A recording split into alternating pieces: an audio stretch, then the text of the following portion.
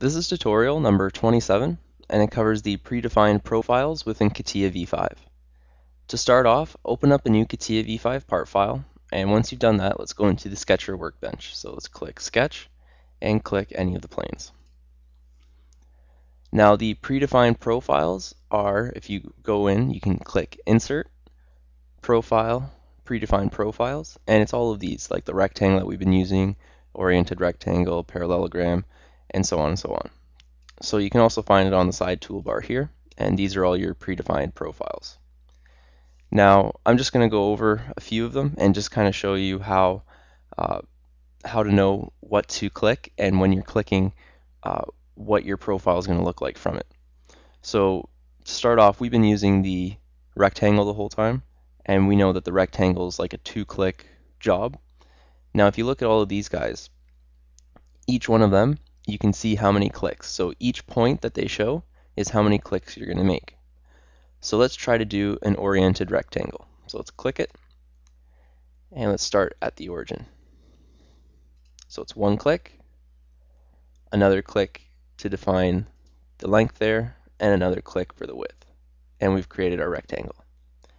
Now to do the parallelogram, it's exactly the same thing. So 1 click to start, another to make the height, and the other one you're able to make the width. But with the parallelogram, you're able to kind of move it around and put an angle to it. The oriented rectangle always has a 90 degree. This one will not have a 90 degree angle.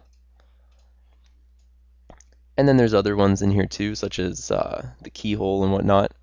So let's just go through and let's click some of them and just see how they work. So let's click on this one, the elongated hole, and it's a 2-click job. So we'll click 1, click 2, and you get to pull it out as far as you want,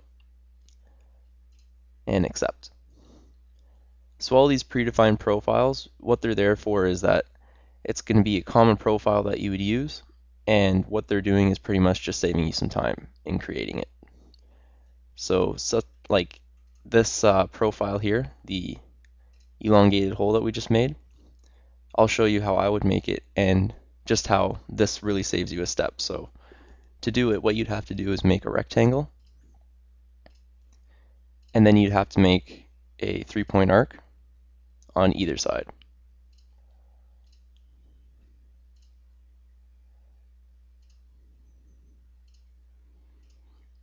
And then you'd have to delete each of these lines, and then you'd have the same thing.